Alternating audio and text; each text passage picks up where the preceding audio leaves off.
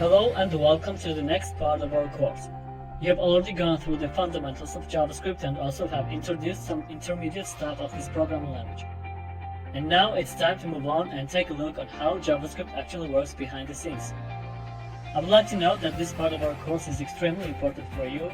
If you want to become a better JavaScript developer, then you definitely need to know how this powerful programming language really acts, how JavaScript engine reads and executes the code. This stuff will give you ability to really understand what happens under the hood. In this section, we will cover the topics like global execution context and global object. You will learn about what execution context, execution stack, scoping, and hoisting are. We're going to talk about some differences between objects and primitives. And also, we will be introduced to one of the very important concepts in JavaScript, which is the special variable this. I would recommend to be more concentrated in this section and listen more carefully to the things which we are going to cover. At the end of this section, you will be able to test your knowledge and do the quiz. Nowadays, there are lots of online courses and tutorials with a lack of explaining the topics that we are going to cover in this part. Alright, if you're ready, then let's go ahead.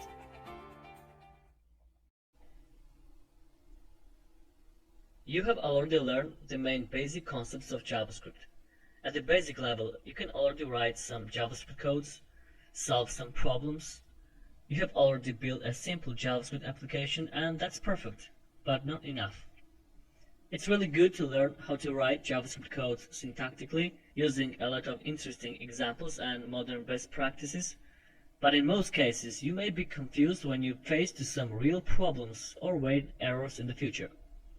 Therefore, in order to be a real and a powerful JavaScript developer, you need to really understand how JavaScript works, how the codes are executed. In other words, you need to learn well how JavaScript acts behind the scenes. We know that there is a built-in JavaScript engine in the browser, which is used to execute JavaScript code. Let's describe how it actually happens. So, we have JavaScript code that is run in a web browser, and in every web browser there is a JavaScript engine. Different web browsers use different JavaScript engines. For example, Google Chrome uses V8 engine, which was developed by Google, and also since 2013 Opera web browser has been using it as well. Then we have SpiderMonkey, which powered Netscape and today powers Mozilla Firefox. As for the web browser Safari, it uses JavaScript Core engine, and the last one, Microsoft, uses Chakra Core JavaScript engine. Okay, it was just for your information.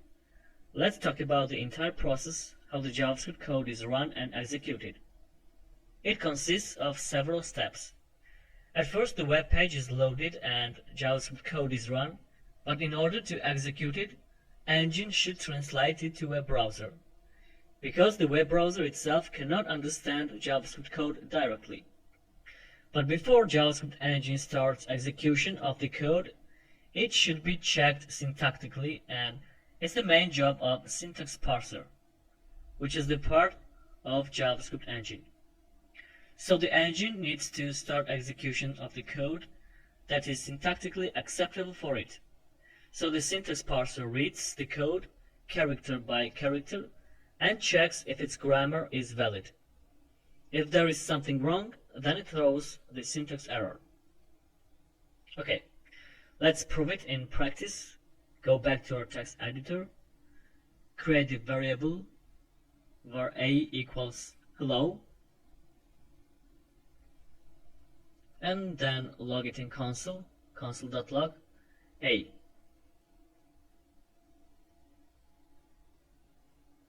Below write the function with name b, but in this case let's miss here writing parentheses. As you know, JavaScript engine executes code line by line. So here we have variable a equals to hello, then it's logged in console, and then syntax parser sees function b, but without parentheses. So what do you expect to get? You may expect hello and then an error because we are missing parentheses with function name. And you know that it's obviously an error. Okay, let's see what we have. We have immediately syntax error. So what has happened? It was caused by the syntax parser, and let me explain why. Before JavaScript engine starts executing code line by line, at first syntax parser has to read it and check if it's valid. So it has started from variable a equals to hello, it's correct. Then it goes to the next line, console.log a, it's correct as well. Then when it reaches to keyword function, followed by its name b, here it expects to see either the characters again, or the parentheses, or at least the space before parentheses. But instead of them, it finds curly braces, which is syntactically invalid, and therefore it throws syntax error. So you see that we got an error before the code was actually executed by the JavaScript engine. Alright, let's consider another important aspect when we talk about how JavaScript works behind the scenes, and it's a lexical scope, or sometimes it's called lexical environment. So the lexical scope is an environment where a piece of the entire code physically sits. JavaScript engine behaves in different ways according to where this piece of code is placed. For example, if the variable sits lexically inside the function, then we cannot access on that variable outside this function. In most cases, lexical scopes are defined by the functions. So again, this aspect is very important, and regarding scopes and environments, we will talk about deeper a little bit later.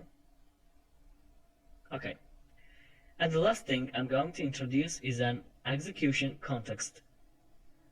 Execution context is like a container which manages the code that is currently running. In most cases, it is created by the functions. So in other words, which function is currently running, then it creates execution context. For now, just remember that if something in JavaScript is running, it's managed by execution context. Alright.